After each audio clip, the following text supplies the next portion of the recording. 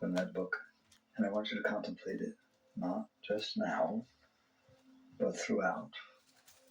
The moment in front of you is not bothering you. You're bothering yourself about the moment in front of you. That is always the truth.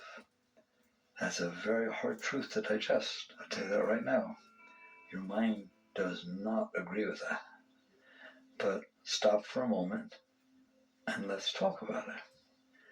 The moment in front of you isn't bothering everybody else, maybe, but it's sure bothering you. So either the moment in front of you is bothersome or it's a moment. That's something that I try to get across in the new book. Every moment in the universe is a moment in the universe. That's all it is. I'll drop you down at some place in Paris and there's something going on. I'll move you 10 feet away, there's something else going on. I'll bring you back to Kansas and drop in Wichita and there's something going on. No matter where I put you, there's something going on. Now, I'm going to ask you a math question. How many different things are there going on at the same time on the planet Earth? There's no number that's big enough. Trillions and trillions of things are going on at the same time. If you're willing to let go of yourself, you realize they're all the same. They are what happens to be going on the planet Earth at that moment. Don't worry, it won't be going on in the next moment. And the moment before it doesn't happen again, ever. Ever. So the moment you happen to be standing in front of is just a unique moment in time and space, and you just happen to be standing there. It's not personal. How can it be personal? There's 800 billion of them, and that's just on Earth. What about the rest of the place? Are there moments going on there? Are there moments going on in every place in the moon? Moments going on in every place everywhere? Well, that's a lot of moments. And you just happen to be standing in front of one of them. It has nothing to do with you. It's not personal. You didn't make it. It's just like a movie moving through and it passes by. It can't bother you, but you can bother yourself about it. And I can tell you a secret.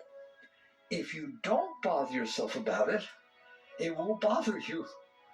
If you don't bother yourself about it, it will not bother you one iota. How do I know?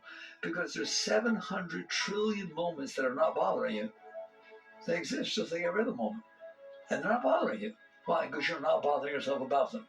If I pick you up and I drop you there, you'll bother yourself about it. Well, why don't you bother yourself about it before I drop you there? The same moment, same thing.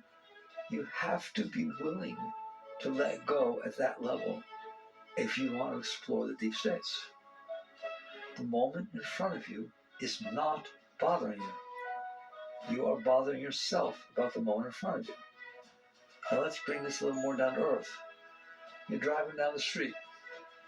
There's a car in front of you on a single lane highway. You're in a rush, and they're going very slow. How you doing? Not so good. Is the speed of that car out of the whole universe? Is really something terrible that's bothering you? No, you're bothering yourself about it. You're saying, I can't handle this. I'm in a rush. What's wrong with you? Don't you see the speed limit? Yes or no? You are bothering yourself about the moment in front of you. It's raining out, and you have to get out to go do something. How you doing? Bothers you. Don't tell me the rain bothers you. The rain cannot bother you. It's just rain. But you are welcome to bother yourself about the rain, aren't you? Anybody willing to let go at that level? That is true all the time. The moment in front of you is not bothering you. You are bothering yourself about the moment in front of you. What about, let's get a little more personal, a little closer. You're in a relationship with somebody and they say something. It can't bother you. It's just words. It is because it came in as a sound. How can a sound bother you? It just sounds that the larynx makes. They don't bother you. I swear to you, they do not bother you. But they come in and you decide to bother yourself. What did he say? He better not have said that. Why? What if he did? I will never forgive him. I'm going to bother myself the rest of my life about that. Are we clear? I hope I'm not belaboring the point. You want to know why? There's no such thing as belaboring the point. This is what it's all about. This is your spiritual journey. You really, I don't want to talk about attracting to yourself what you want or all these different things. I want to talk about liberating yourself. From what? The moment in front of you? Why would you liberate yourself from the moment in front of you? It just happens to be, God, how do I get this across to you? Here, look at the moment in front of you. Now look to the left. Another one. Look to the right. Another one. Look up. Another one. Down. Another one. They're all over the place. They do not bother you. They do not bother you. They have never bothered you. They are just moments moving through time and space. They don't stay. They just go on by. If you are bothered, it's because you did it. And that is essential for your spiritual growth. Otherwise, you have to manipulate the world and everything in it so it doesn't bother you. So yoga doesn't say that. Yoga doesn't say make people be the way you want them to be and make sure they don't say what you want them to say. Just basically, things happen. But if you don't understand that you're bothering yourself about them, you don't stand a chance. And so you sit there and say, I better manipulate and control all the time, everybody at work, all my relationships, everything, to where what they do doesn't bother me. Because I think they're bothering me. I think that it rains on my birthday when I have a party planned for outside and it hasn't rained for 2 weeks and it doesn't even rain 2 weeks after. Why did they do that to me? Why did God do that to me? Give me a break. It rained. You did it to you. You caused yourself trouble about the moment in front of you. And if you don't do that, you don't have trouble. So if you want to learn how to have a beautiful life, a beautiful relationship, a beautiful job, a beautiful everything, you better stop bothering yourself. Because what we do is we bother ourselves and then we expect other people to say they're sorry. We expect other people to behave in a way that makes up for the fact that I bothered myself. I hope that's sounding weird, because you did it. If you're bothered, you did it. In other words, the yogi understands, I'm doing this. I have a responsibility, if I want to be happy, to stop making myself unhappy. You understand that? How dare you sit there and say, I want someone to love me, but here's the conditions. You didn't say this, you didn't bring this home, you did this one, I wanted to go do this, you did it. Okay, in other words, you're creating non-love inside of you, but you're saying, I want to be loved. Well, then stop creating non-love inside you. I want to be happy, then stop making yourself unhappy. You're doing it. If you are bothered, wait a minute, let's say you get hurt. Any of you ever get hurt? Your heart hurts, your mind hurts, you just got, I don't know if I'm talking about physical, none of this is about physical, okay? This is about psychological and etc., spiritual. You get hurt. Maybe somebody had a bad day when they came home and they just went into their room and didn't say hello. Did that hurt you? You did it. Person walked into their house, they wanted to go meditate, they wanted to go rest. That can't hurt you. Let's be real. Let's be serious about doing this journey. It cannot hurt you. No one can hurt you. You're hurting yourself. You're saying if somebody loved me, they wouldn't do that. Therefore, they don't love me. And that hurts me to death. What kind of logic is that? Why don't you sit there and say, oh, guess you had a bad day. Bye. See you later. You don't have to get hurt. You have to go out of your way to get hurt. You have to decide, I'm going to get hurt right now. I can't believe you did that. Because you did that, I'm going to get hurt. No. And I'm not saying this is easy. Why? It's the same reason that if somebody's addicted to drugs, I can talk all day about how nice it would be if you weren't, but it's not easy to not. You have to go through withdrawal, don't you? But it's worth it. That's what I'm talking to you about. You are addicted to hurting yourself. You're addicted to bothering yourself. I'm not talking personally to you. The you here is generic. So you have decided to get hurt. You have decided to get bothered. You have decided to get disturbed. You've decided to get anxious. Let's paint a picture about getting anxious. Something happens on planet Earth, not even on planet Earth, just in front of you, and you get anxious. You get scared, you get uptight, and so on. Did that event do that to you? No, you did that to yourself. You did what we call closed.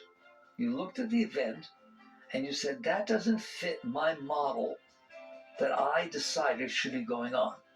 People shouldn't behave like that. They shouldn't do this. They shouldn't talk like that. They shouldn't walk away when I'm talking to them. Oh man, that's a tough one. All right? There's just all these rules that I have inside about how all you guys are supposed to be. And even if you pick somebody up and drop them in Paris where they've never been before, if they're going to walk in that restaurant and say, God, it's too noisy in here. God, they're letting people smoke? Why do they let people smoke? What's wrong with them?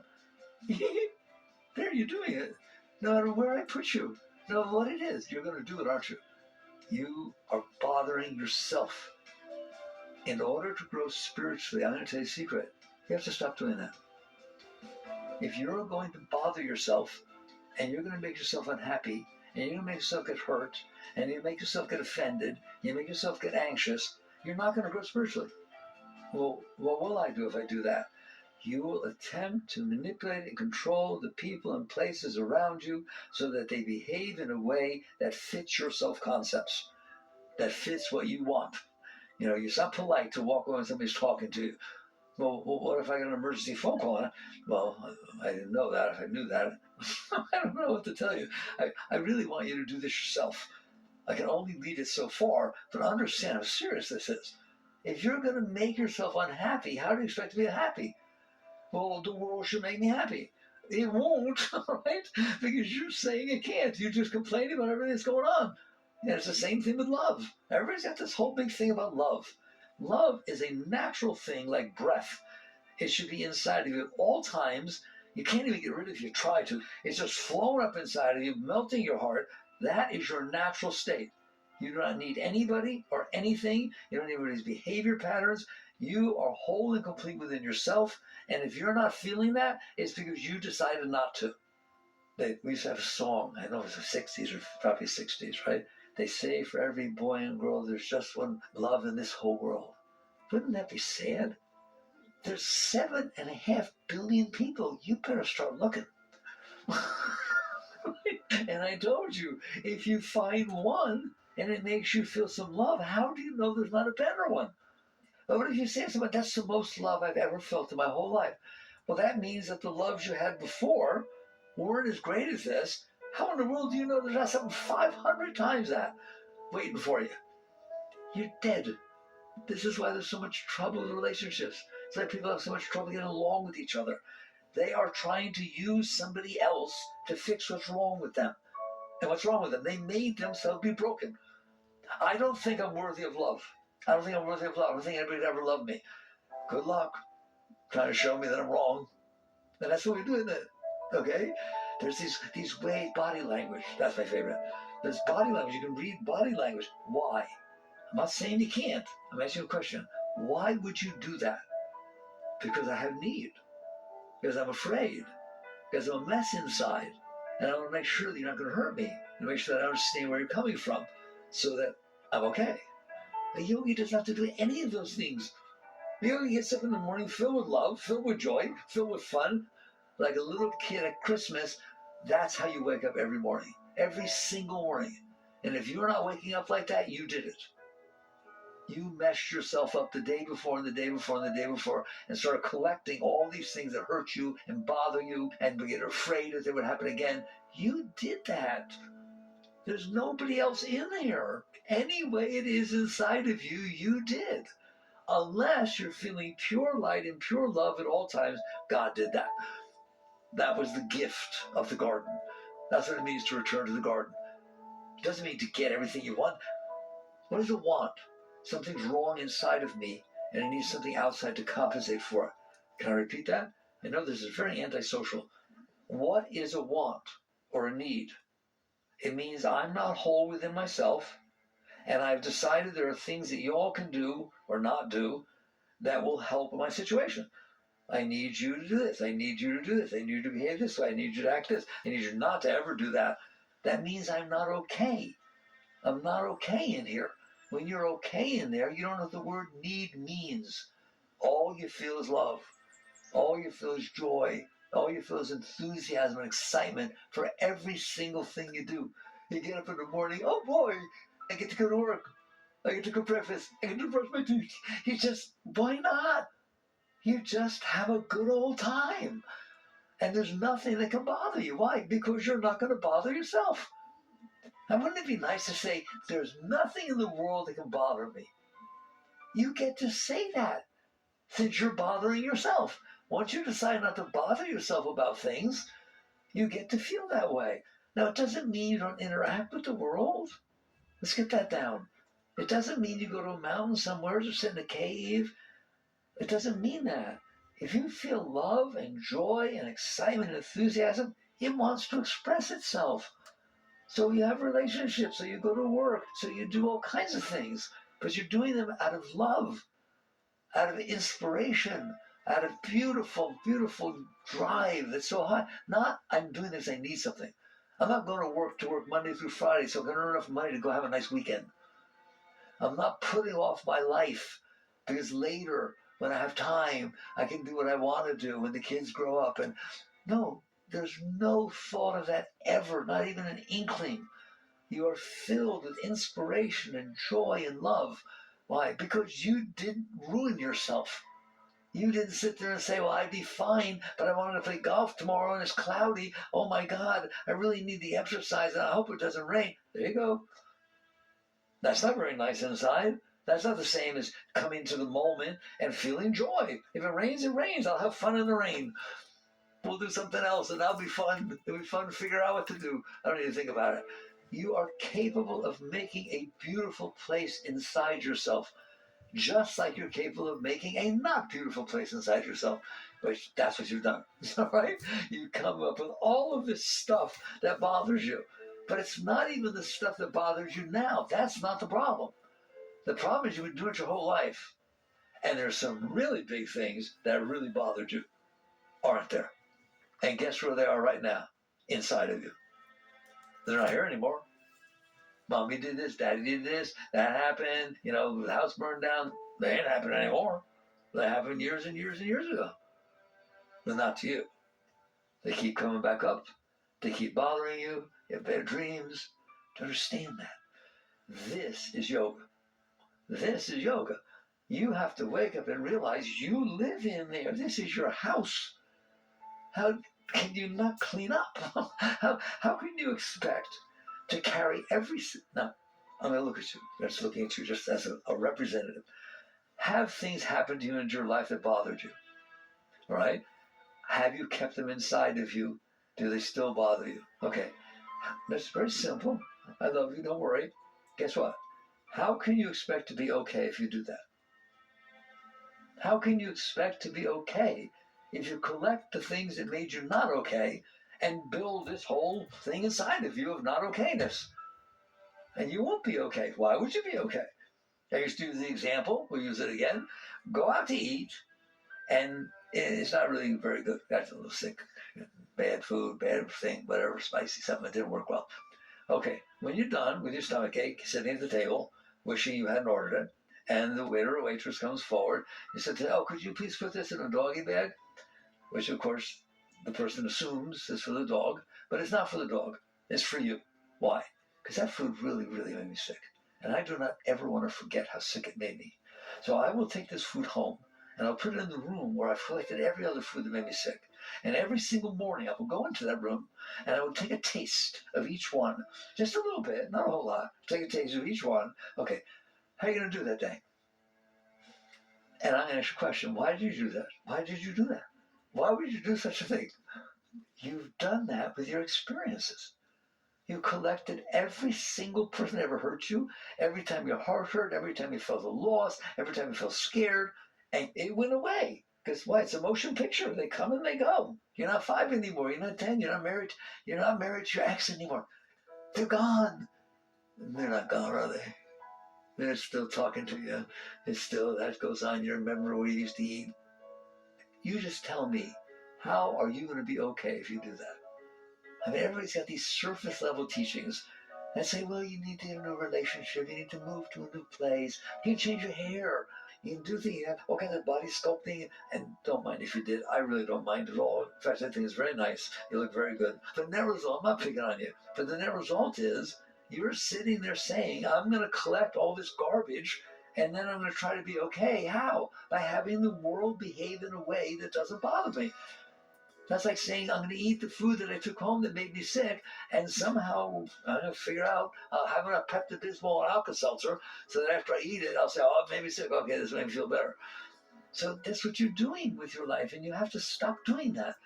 If you want to grow spiritually, this is deeper than the surface level stuff. You have to just finally wake up and say, what did I do? What have I done? I collected all this garbage inside of me. No wonder I'm bothered. No wonder I get scared. No wonder I see somebody who said something to me 10 years ago. Here, go back to your high school reunion and see how you feel about the person that 30 years ago stole your girlfriend or boyfriend. Because you're going to feel exactly the same. You will not want to get near them. All this stuff will come out. All this stuff will come back up. I'm telling you, you want to grow spiritually? Don't kid around. You can't have that stuff inside of you. And, by the way, if you get rid of that stuff inside of you, you will feel joy and love and inspiration every second of your life. It will never go away. And if you really let go of everything, then the moment that's going on in front of you will not hit your stuff. You'll come into the moment new, fresh. You're not bringing anything into it. It's not like you look like my sister. It's not like, oh, I loved somebody so much that was like you. They had those earrings. No, you're not bringing anything into it. If I do that, oh, look, she has the earrings like the person I loved so much, and then you don't pay attention to me, I get hurt. How did I get hurt? I didn't even know you. But I projected this garbage. That's all you're doing all the time, is collecting this stuff inside and then projecting it onto the moment in front of you and saying the moment bothered me or turned me on. There's no moment can turn you on, no moment can bother you. People say, I'm looking for my passion in life. I'm a yogi, I'm sorry. I'm not going to play around, right? Every second of your life should create the same amount of passion. Oh my God. Oh my God. That's where master is. It's like you're just in ecstasy. That's what Buddha was. And Buddha didn't have to sit there and say, I need to find my passion when he's in nirvana. All right?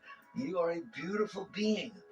Everything is welling up inside of you, but it can't. Why? Because you blocked it with all this stuff that you stored inside. So we're back to the moment in front of you can't bother you, but you will surely bother yourself with the one in front of you. Why? Because you have all this bother inside. You stored all this bother inside. And so the moment is sure to either hit what turns you on or turns you off. And we are silly people. We run away from what turns us off and we run toward what turns us on. And that is our entire society. And anyone who does otherwise is like crazy. No, no. If you are running after what turns you on, it's because you have blockages inside and something managed to get around your blockage. It won't last. They can't last. Something will happen. Somebody will say something or do something that doesn't hit you right. The job is really great, but then there's a new boss and they give you a task that you don't want to do. It's not going to stay. Why? Because that's how much stuff you have in there. It's all going to hit it differently. So someday, instead of going out there and trying to say, I want the world to unfold the way I need it to so that I'm okay, you'll ask the question, why am I not okay? Why am I not okay all the time? Don't ask, what do I need in order to be okay? Ask, why am I not okay? Because your natural state is the highest thing that could ever walk the face of the earth. You're a great being. You are a great being. Now, whatever happened to you, it cannot have done anything to you. You're doing it to yourself. As the moment passes by, let it go. This is the ultimate of being here now. Let go of the moments that bothered you. Now the question becomes, how do you do that? Once I hope I've convinced you that that is the only way you're going to have a beautiful life, is to stop making life not beautiful. I use the example in the book, and I can't help bring it back up. It's a Rorschach test. It's an ink blot. It really is an ink blot. Then how come the psychiatrists, psychologists use it all the time? Because you project the garbage you stored inside yourself onto that ink blot. And what I think is amazing, the same ink blot works for everybody. If I show you the ink blot, you get freaked out over that. Show you the ink blot, you get excited about that. Show you the ink blot, the same stupid ink blot. Well, That's what's going on here. The world's unfolding. It's just an ink blot. It's just people, places, things passing through space and time. And you're doing this. You're projecting the garbage you collected inside yourself, and then you're reacting accordingly, and then trying to manipulate the world to be the way you need it to be. So eventually you catch on, and I hope this helps to where you say, that's not going to get me anywhere. That's like a hamster running around a wheel. I just keep running and running and running after what? That which will compensate for the mess you made inside yourself. Well, I don't want you to have a mess inside yourself, and I don't want you to have to do anything. I want you to wake up in the morning and be ecstatic. If you're in a relationship, I want you to feel love all the time, no matter what they do. Right? I want you to feel so much love, so much joy, that that's what you